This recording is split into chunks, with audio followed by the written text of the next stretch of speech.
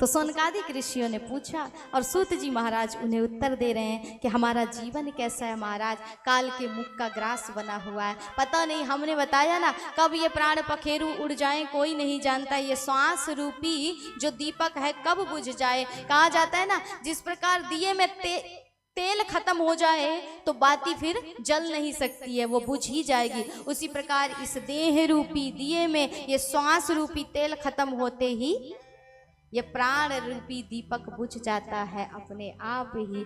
तो इसलिए कहा जाता है कि इस जीवन को सार्थक बनाइए। और ये जीवन कैसा है, काल के मुख का ग्रास बना हुआ है, इसका कोई भरोसा नहीं है कि कब चला जाए संसार से। इसलिए हर श्वास में कृष्ण भजिए, कृष्ण गाइए, कृष्ण को सुनिए, कृष्ण का ही सुमिरण कीजिए। तो महाराज ये कथा जो मैं तुम्हें सुनाने जाने वाला हूँ, इस कथा के अधिकारी तो देवता भी नहीं है। जब एक बार देवताओं को पता चला कि परीक्षित को अकाल मृत्यु का श्राप मिला है, तो परीक्षित को सुखदेव जी कथा सुनाने के लिए आ रहे हैं। तो देवताओं ने क्या चतुराई की, बोले अमृत से भरा हुआ एक स्वर्ण कलश लिया और सीधे पहुंचे सुखदेव जी के पास। सुखदेव जी से जाकर के कहा कि एवं विनिमये जाते सुधाराज्ञा प्रपीयताम् प्रपाश्यामो वयं सर्वे श्रीमद्भागवतामृतम्।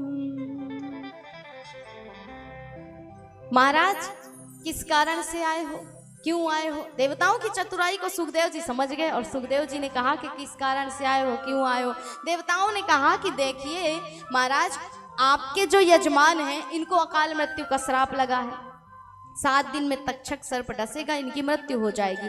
आप इन्हें कथामृत का पान करा रहे हैं, तो ऐसा करो ये स्वर्ग लोक का अमृत है, इसे पान करा दो, इनकी मृत्यु टल जाएगी और महाराज आपके यजमान के प्राण बच जाएंगे। सुखदेव जी समझ गए कि देवता बड़े चतुर हैं। कहा देवताओं तुम तो बड़े चालाक हो, बड़े चतुर, ये बताओ किसी के पास अगर हीरे की अंगूठी हो और कोई कहे कि कांच की अंगूठी से इसे बदल लो, तो क्या चतुर इंसान, बुद्धिमान इंसान उस अपनी हीरे की अंगूठी को कांच से बदलेगा? नहीं बदलेगा। तो महाराज वही तो तुम कह रहे हो, हम क्या कहना चाह रहे हैं? देवताओं ने कहा हम समझे नहीं, तो सुखदेव जी ने कहा हम तुम्हें समझाते हैं। तुम क्या कह रहे हो कि हम तुम्हारे स्वर्ग लोक का अमृत ले लें और अपने कथामृत को तुम्हें मुफ्त में दे दें महाराज। अर्थात तुम्हारा जो अमृत है वो कांच है और हमारा जो कथामृत है श्रीमद् भागवत कथामृत वो क्या है? अमृत है। तुम्हारे अमृत का पान करने के बाद भी देवताओं क्या होता है?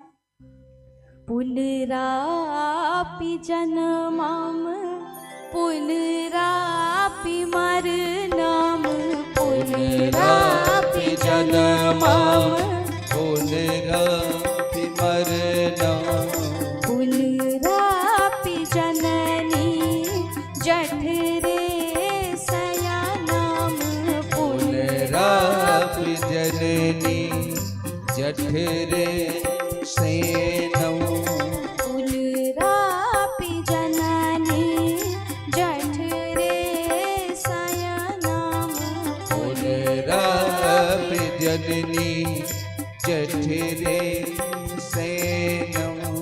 श्री राम जय राम जय जय राम श्री राम जय राम जय जय राम श्री राम जय राम जय जय राम। तो देवताओं तुम्हारे इस अमृत को पान करने के बाद भी जन्म मरण रूपी इस जठराग्नि से कोई पार नहीं लग सकता है। क्यों? क्योंकि अगर तुम्हारे अमृत में इतनी क्षमता थी, इतनी ही योग्यता थी, तो ये बताओ जब रावण मारने के लिए तुमको आया तो फिर गुफाओं में कंदराओं में क्यों भाग करके चले गए, छुप गए? बोले महाराज रावण हमें मार तो नहीं सकता था अमृत पीने की वजह से, लेकिन हाथ पैर टूट जाते तो हम तो अपाहिज हो जाते, कहीं के नहीं रहते, इसलिए भाग गए। तो बोले सुखदेव जी कहते हैं मैं भी तो यही कहना चाहता हूं कि तुम जिसे अमृत समझ रहे हो वो मात्र एक तुच्छ सा जल ही है, और जो कथामृत है हमारा वो सबसे बड़ा अमृत है, जिसे पान कर लेने के बाद देवताओं जन्म मरण का बंधन छूट जाता है। तुम्हारे अमृत का पान करने के बाद भी व्यक्ति कब तक स्वर्गलोक में रहेगा? जब तक उसके पुण्य उदय होंगे, और जैसे ही पुण्य खत्म हुए फिर से इस धराधाम में गिरना पड़ेगा। इसलिए तुम्हारा जो अमृत है वो जन्म मरण के बंधन से मुक्त नहीं करा सकता, छुड़ा नहीं सकता, और हमारा जो कथामृत है वो जन्म जन्म के बंधनों से मुक्त कर देता है, छुड़ा देता है। देवताओं को अभक्त समझा, वहां से भगा दिया। ब्रह्मा जी से जाकर के शिकायत की तो ब्रह्मा जी ने एक तराजू बनाया, उस पर तौला तो क्या देखा महाराज कि एक पलड़े पर संसार के जितने भी पुराण हैं, वेद हैं, समस्त साधनों को रखा और एक पलड़े पर रखा श्रीमद् भागवत महापुराण को।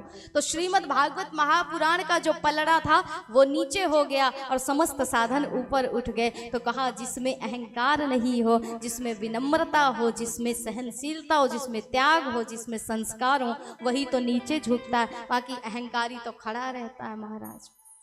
इसलिए समस्त साधन ऊपर हो गए लेकिन श्रीमद् भागवत महापुराण नीचे हो गया। इसलिए ब्रह्मा जी ने देवताओं को समझाया कि देवताओं ये कोई पोथी या ग्रंथ नहीं है। आप सोचते हो हमने सिर पे जिसे रख करके और शोभा यात्रा में नगर का भ्रमण किया वो कोई साधारण पोथी या ग्रंथ है, लेकिन वो साधारण पोथी या ग्रंथ नहीं है, वो भगवान का साक्षात वांगमय विग्रह है। हम कहते हैं ना कथा आरंभ होने से पहले ही कि भगवान के वांगमय विग्रह को, अर्थात भगवान की कई प्रकार की मूर्तियां होती हैं। संसार में ईश्वर की 8 धातुओं की मूर्तियां बताई गई हैं, 8 प्रकार की मूर्तियां बताई गई हैं, लेकिन उनमें एक मूर्ति और है महाराज, जो है भगवान के शब्द स्वरूप प्रतिमूर्ति, भगवान की अक्षर स्वरूप